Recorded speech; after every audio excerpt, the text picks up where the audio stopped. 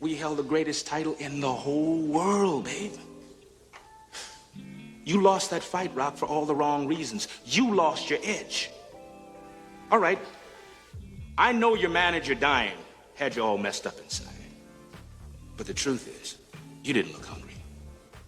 Now, when we fought, you had that eye of the tiger, man, the edge. And now you got to get it back. And the way to get it back is to go back to the beginning. You know what I mean? Maybe we could win it back together. The following are true stories. May 26, 2003, Aaron Ralston was hiking. A boulder fell on his right hand. He waited 4 days. Then he amputated his own arm with a pocket knife. On New Year's Eve, a woman who was bungee jumping in Zimbabwe, the cord broke. She then fell into a river and had to swim back to land in crocodile-infested waters with a broken collarbone. Claire Champlin was smashed in the face by a 5-pound watermelon being propelled by a slingshot. Matthew Brobus was hit by a javelin. David Striegel was punched in the mouth by a kangaroo. The most amazing part of these stories is when asked about the experience, they all smiled, shrugged, and said, I guess things could have been worse. So go ahead. Tell me that you're having a bad day. Tell me about the traffic. Tell me about your boss. Tell me about the job you've been trying to quit for the past 4 years. Tell me the morning is a townhouse burning to the ground. Tell me the snooze button is a fire extinguisher. Tell me the alarm clock stole the keys to your smile, drove it into 7 a.m. and the crash totaled your happiness. Tell me how blessed are we to have tragedy so small it can fit on the tips of our tongues. You see, when Evan lost his legs, he was speechless. When my cousin was assaulted, she didn't speak for 48 hours. When my uncle was murdered, we had to send out a search party to find my father's voice. Most people have no idea that tragedy and silence have the exact same address. When your day is a museum of disappointments hanging from events that were outside of your control. When you find yourself flailing in an ocean of why is this happening to me? When it feels like your guardian angel put in his 2-week notice 2 months ago and just decided not to tell you. When it feels like God is a babysitter that's always on the phone. When you get punched in the esophagus by a fistful of life. Remember that every year 2 million people die of dehydration. So it doesn't matter if the glass is half full or half empty. There's water in the cup. Drink that shit and stop complaining. You see, Muscle is created by repeatedly lifting things that have been designed to weigh us down. So when your shoulders feel heavy, stand up straight, lift your chin. Hell, call it exercise. Remember that life is a gym membership with a really complicated cancellation policy. Remember that you will survive. Remember, things could be worse. Remember, we are never, ever given anything that we can't handle. When the world crumbles around you, you have to look at the wreckage and then build a new one out of all the pieces that are still here. Remember, you are still here. The human heart beats approximately 4,000 times per hour, and each pulse, each throb, each palpitation is a trophy engraved with the words, you are still alive. You are still alive. Act like it. You are still alive.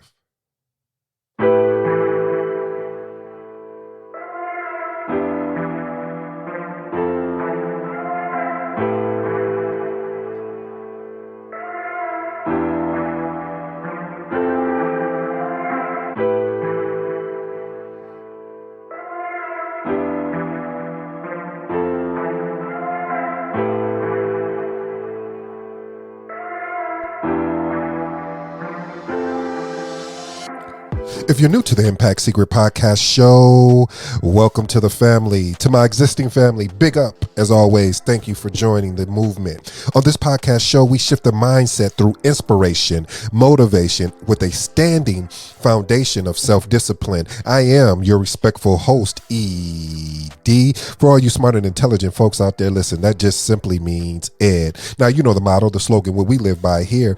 Bet on yourself. You won't win unless you get in the game and play. A quote that we love here at the show, you never know how strong you are until being strong is the only choice you have. Bob Marley.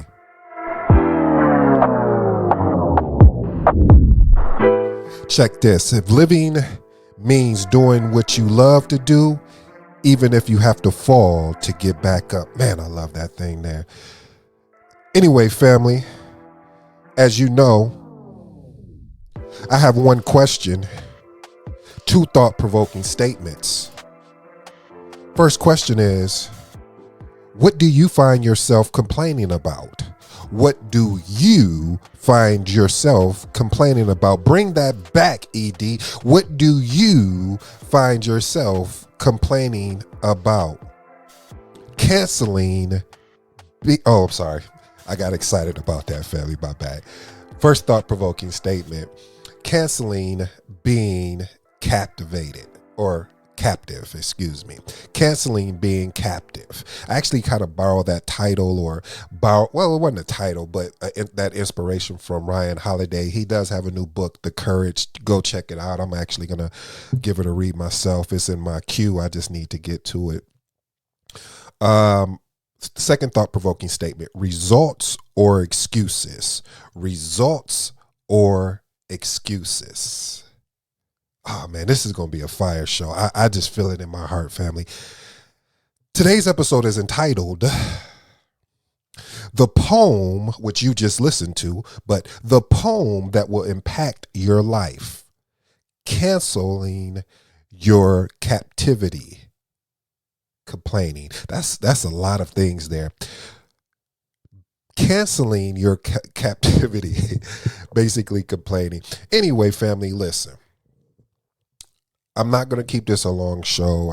I'll try to keep it as short as I can because I know that you guys are busy doing what you do. But man, let me even tell you how we even got here about this whole complaining thing. I found myself complaining more and more recently, and when I recalibrated, or in so many words, basically re-engineered where I needed to go or where I want to go, I identified some of the things that the old habits that I was slipping back into. And one of those was complaining. You see, I found that it was easier to complain about the item or the issue or the thing instead of going to go and do something about it. And let me tell you how God works and how this aligned for me. As I shared with you before, family, and see, this is the funny thing about it too, family. I'm not telling you about these books that I'm reading or that I'm listening to because I'm trying to get a sale or anything like that. But I do it because I remember, or even now to this day, is that when I am listening to something that has impact, or just anything, a video, audio, it don't matter, and they mention a book, and I got this from Ty Lopez, I go and buy the book. Whether it's an audio or a Kindle book or even a physical copy, I go get it. There's so many books that I have to read, but I had promised myself that let's get back to the basics. That's why I love that opening clip in Creed where Creed was having a conversation with Rocky and he said, "You got soft. You got to a point where you got comfortable. You got used to winning that you forgot the struggle." See, now I'm adding a little bit more, but this is what I got out of it. And I said, "Ooh, ED, you got soft." I got an email one day and someone said to me, "Wow, how long has this show been in existence for?" And I said, "Well, we just, since May of 2020, I think it's May 6th of 2020. How do you have all those episodes?" I said, "Well, I had made a commitment based off of what Russell Brunson had advised us during the 30-day challenge that we should produce a show every day." So I knew I wasn't going to do every day, so I did 5 days. But I was doing more. I was exceeding more than what was expected of me, because I bet you he issued that challenge to a lot of people and people didn't pay attention to it. People just and if they did pay attention, I guarantee you there's probably a handful, or there are more people not doing even 1 to 2 shows a week versus doing it 5 days a week. So I took that path of saying, okay, I'm going to do this every day, Monday through Friday. And I did that. And then I got so busy because of doing that, finding content and figuring out what am I going to talk about. And it was just taken away from other things that I was interested in and things I wanted to do. But I said to myself, well, how did I even want to do those things? It was because of this mic. It was because of the research I was doing.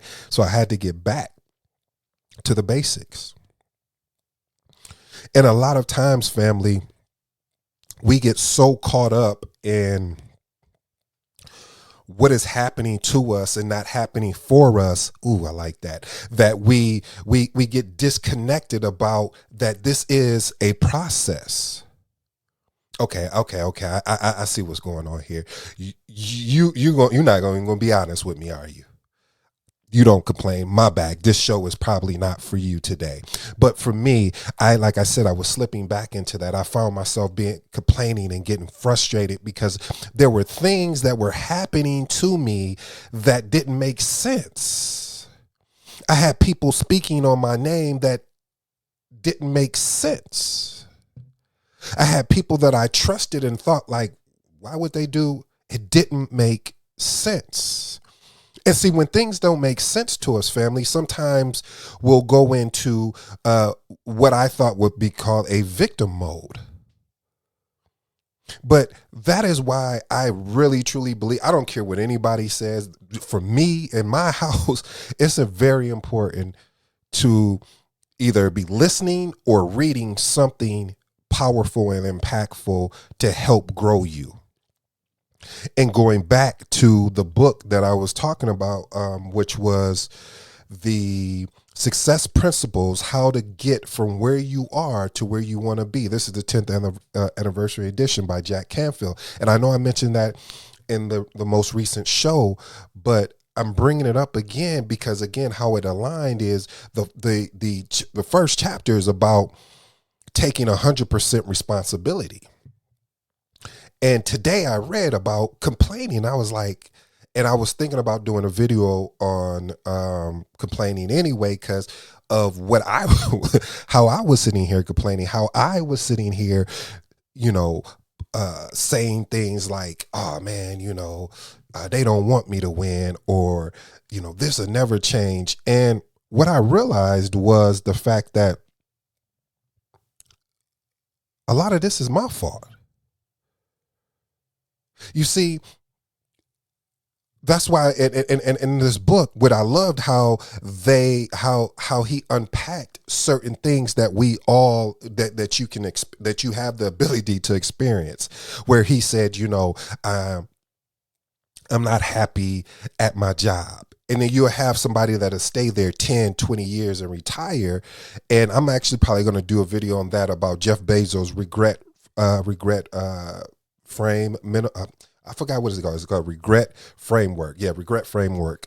And the Regret Framework is amazing. So we probably have to talk about that separate. But a lot of the things that we sit there and complain, and this is what the book said, and I was like, oh, this is so powerful. So let me unpack this for you, family.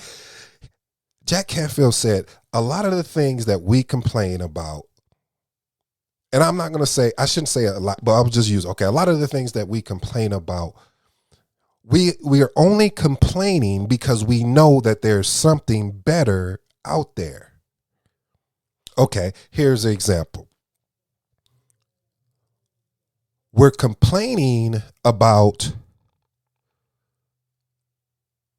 the job that we're in. Yet, we do nothing about it. We're complaining about the location or the area that we live in, yet we do nothing about it. How can you complain about something if you don't know that there's something better out there? Because if you didn't know that there was something better out there, then you probably wouldn't have any issues or anything to complain about as far as whatever that thing is. But because you know there's something out there better, and because you know you should be doing better, and because you know that whatever that is going to require some sacrifices of you, you would rather be comfortable than have to be uncomfortable. I'm only telling you what I know, not what I think, because that has happened to me over and over again. When I got to a point, as to use, I'm gonna bring mama's cliche in here, of being sick and tired of being sick and tired, then all of a sudden something activates for me. Like right now I'm activated. You're like, what do you mean? Well, when I go into activation mode, it's sort of like what Kobe talks about, the black mamba mentality. It's the principles there that I enjoy about the black mamba mentality. Because when you look at how we position ourselves in life and say that this happened because we didn't do whatever, maybe it's a relationship that you had the expectations for it to be one thing and it turned out to be another thing, and your intuition is telling you not only to jog, but to sprint, yet you still stay and you still feel miserable and frustrated. But let me park there parenthetically and let you know, family, that there is a difference now between venting and complaining. Now, what do you mean? Well, venting, in my opinion, this is only ED's dictionary of opinion. This is something I've concluded myself. See, venting to me, in my opinion, is that there's whatever is an issue or something that is bothering you, you talk about it and you may be frustrated, but then after that, after you have that conversation, after you say what needs to be said, you say no more. And now you start finding actionable ways to move forward. I remember, I don't know if I should share this.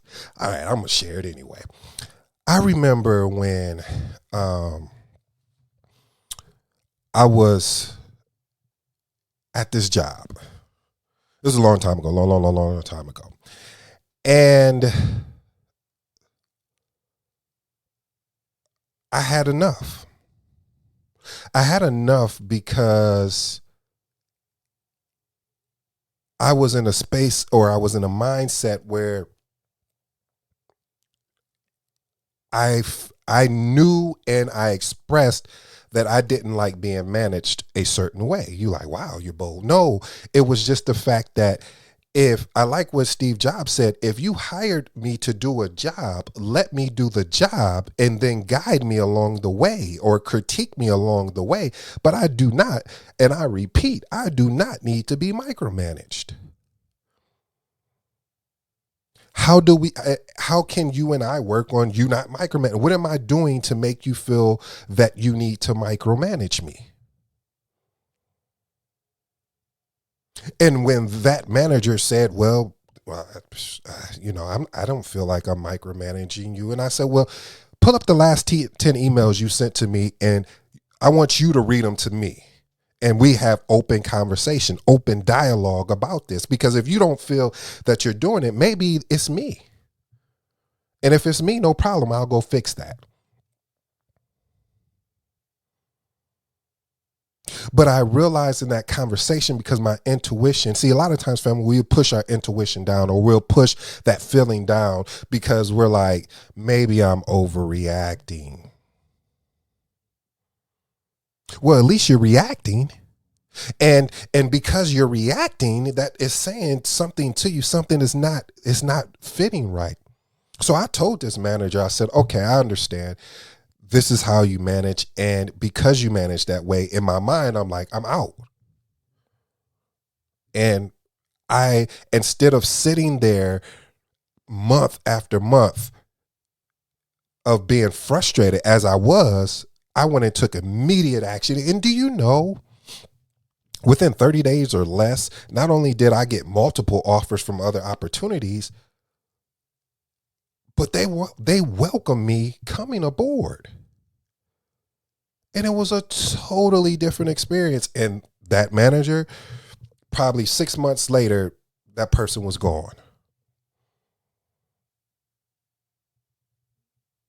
And I reached back out to find out, like what happened. And they were just like, yeah, her teams just wasn't happy with her.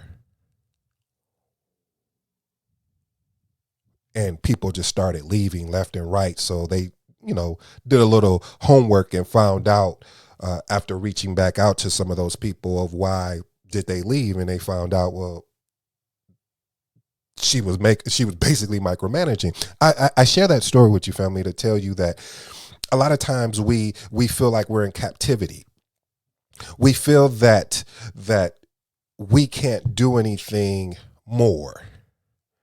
And then you'll see a man or a woman well, in my case, I've seen, I can't even remember, I think it's Nick with no feet or hands. And you're like, how is he doing all of these things?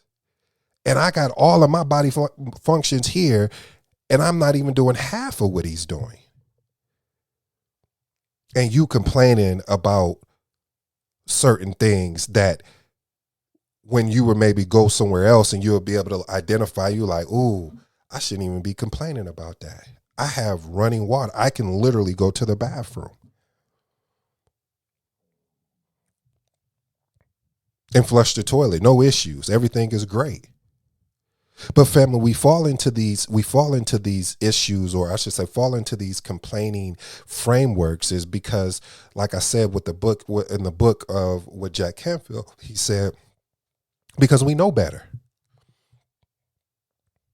See, when you know better, you understand that there's something that has to give. There's something that has to change. Because if it doesn't change, all you're going to do is keep saying and doing the same thing. I like the story, though, about these individuals. So let me set up the context for you. Just imagine you done purchased your first home, or you just purchased a home, and next door your neighbor has a dog. So let's walk through this story real quick. So Tim just moved to a new neighborhood recently. He likes his house and the environment, but there was one thing he didn't get. His neighbor has a dog that keeps howling nonstop, day in and day out. Initially, Tim thinks that the dog is just going through a phase, so he ignores the howls, thinking it will eventually stop howling. But the dog continues to howl. One day passes, nothing changes. 2 days passes, still nothing. 3, 4, 5, a whole month passes, and the dog is still howling with no signs of stopping. Finally, Tim just couldn't take it anymore. So what he did was he walks over to the neighbor's house to see what is going on. Sure enough, there's the dog sitting on the front porch, howling pitifully to whoever is walking by. On the other hand, his neighbor is sitting on his bench in the front yard, leisurely reading his newspapers and sipping a cup of coffee. So Tim walks up to his neighbor and said, "Hi, I'm Tim. I live next door." The neighbor said, "Hey, I'm John." And he said, "Is that your dog by any chance? He's been howling nonstop." "Oh, yes. Sorry about the howls. I hope they're not bothering you." "Well, why does he keep howling?" "Well, it's because he's sitting on a nail." "Sitting on a nail? Why doesn't he just get up from the nail?" "Well, Tim," as John stated, that by getting up off the nail requires him to understand and know that it's time to not allow what he's dealing with as far as the pain to affect him in a way where he won't be able to move. Let's remix that. Basically, he was saying that's because he doesn't find it painful enough to get up and move. See, family, a lot of times we sit in that type. We're just like that dog. We sit on that nail even though it's painful. We stay in that relationship even though it's painful. We stay at that job even though it's painful. We gain weight or we lose weight, whatever that is, as far as our weight, and it's painful. But even though it's painful, if you were to go up and ask anybody with regards to, let's take losing weight, for example, because I'm trying to go through that whole transitional thing too, because you know how it is. You start, even though I'm a vegetarian, I should say whatever, pescatarian, or basically I just don't eat meat. Let's just simplify it. However, my biggest challenge is sweets. Like I love some cake. Ooh, especially German chocolate cake. Or just sweets in general. However, that's not healthy. And okay, I'm working on that, family. I'll just say that. But the point is, if you were to ask me, hey, ED, how do you lose weight? Now, keep in mind, there are millions and billions upon billions of books of how to lose weight, or there are so many different diets, from keto to intermittent fasting to you name it. I don't know, paleo. So there's a ton of different diets of how to lose weight. But it's simple. It's not hard. It's simple. And the only reason why I know it's simple, because I've lost weight, I've gained weight. And every time I've lost weight is because I watched what I ate and I cut calories and I exercised. And when I gained weight, I didn't watch what I ate. I didn't exercise. And I added on more calories. It's just simple, family. But it's the same. It's that's how life is. Like, we complicate things and then we complain about them. We complicate the fact that we're not happy where we're at, but then we'll complicate it by not doing anything. We'll say that we want more out of life, but we're refusing to get up and make that sacrifice. See, family, I know I'm talking to you, but I'm talking to us, because I'm not one of those speakers that don't have slips or don't have bad habits or things I am still working through. That is why I was so excited that from my readings today that I was able to make it applicable to what we're discussing here today. Because I like from what Ryan had mentioned, and I seen an article about it when he was talking about Martin Luther King, where he said, and I do remember this quote. Well, I didn't hear him say it personally, but I've read about it, everything, where Martin Luther King said, the only way people can ride your back, I paraphrase here, is if you're bent over. The moment you decide to straighten your back, no one can ride your back. ED, what does that have to do with this? Well, the moment you make the decision to stop investing so much time into complaining and start investing more time into the resolution and result. See, what we're complaining about, or that problem, that might be an opportunity. That might be an opportunity for us. I like I said, family, because I was struggling with this here recently, I was like, I need to do a show on it. Because you get to a point sometimes in life where you're just frustrated about what is going on around you, when you're like, you're trying, because, and a lot of times you're trying to figure it out. Like for me, I'm trying to figure out, like, why is this happening? But then I always go back to the Vusi quote of, do you want the emotion or progress? Because you can't have both. So I'm like, I want the progression. So, okay, what do you have to do? Well, there's probably going to be some things I'm going to have to do that I didn't want to do. And I don't know what it is for you, family. There may be a business that you want to start and you have no business knowledge. Nobody in your family has ran, owned, or done any business. And you're going to be the first one. And I'll tell you from experience, it's not scary. It's not hard. It's just you got to get started, because when you start getting started, the ball, like, things will just start happening. And you know, when I would hear people say that, I'd be like, yeah, okay. We don't believe you. We need more people. I hit them with a J line. But honestly, it's so true. Like, I'm talking about this here, and I know I told you I'll keep it short, and we're all about 30 minutes in. I have 3 points. That's it. What do you find yourself complaining about? Canceling of being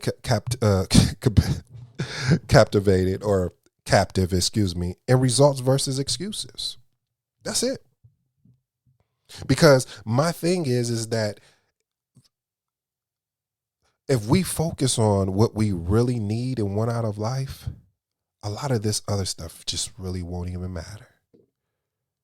Things that people are trying to do. I'm not telling you not to stand and defend yourself, of course. But there's certain comments that people are making. And I remember when I first got my first dislike on YouTube, I was flabbergasted.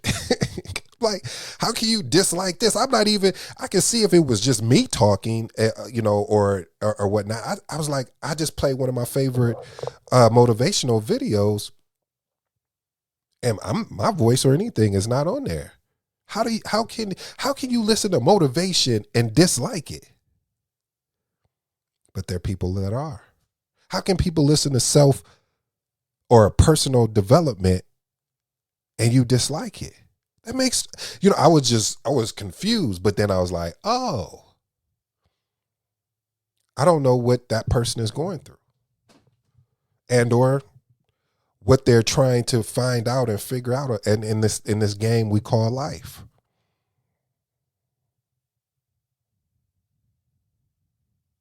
So, family, as you go throughout your day, your week, and your month, like for me, I'm gonna do a week challenge, but for me, I in the Success Principles, it did talk about the Jack Canfield book that I'm referencing. It did talk about a 2-day challenge. So basically, you get a large bowl or something like that, and every time you complain, you got to put $2 in. I thought about doing that, but I don't know. I may still do it, but for me, what I do want to do is I want to do a week challenge of just trying to minimize the things that I can, not even minimize, cancel the things I complain about, because I have control to change it. But the risk that comes with that change, sometimes, a lot of times, it is going to make you uncomfortable. Because if you're the man or woman at that job that you're at, and now you leave and go somewhere else, you got to start over you got to rebuild that character and that trust that you gain at the other opportunity. If you decide to quit your job and build a business, you got to start over, unless you've already been working in the business. Hopefully you have before you made that decision. But again, I really strongly recommend that take a week challenge, or take a day. I started with a day and said, you know what, today I'm not even going to complain about anything. I may vent, but I'm not going to complain, because I'm going to take action. See, that's the bottom thing. When people complain, they rarely take action. And that was me. I was complaining. I didn't take any action. I didn't take any action, because I knew it's gonna cost me something. It's either gonna cost my time, or it's gonna cost a resource that I didn't want to expose or expand. So, family, I'll close with this. I appreciate you staying as long as you did. Again, family, I challenge you, take a day, take today, and says, you know what? I'm not going to complain. What I'm going to do is,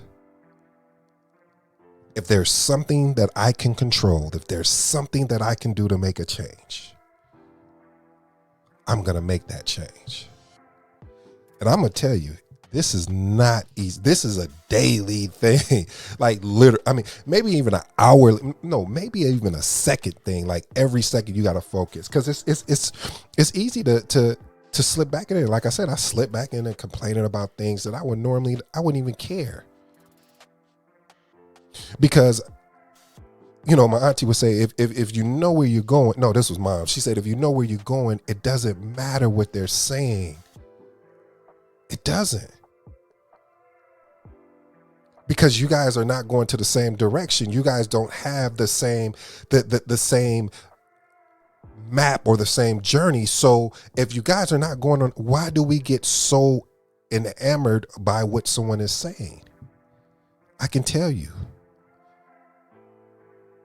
Because you want to prove that you are who you are. Well, just prove that to yourself and trust yourself. I hope you enjoyed today's show. It was a little preachy. I apologize, but this is something I'm dealing with that I want to share with the family, that I hope that it can have some impact on someone's life that maybe was complaining about something and didn't realize that it's something that you have the potential to change. It's up to you if you want to change it. And it's no cliche. It's just facts. Until next time, family. Peace.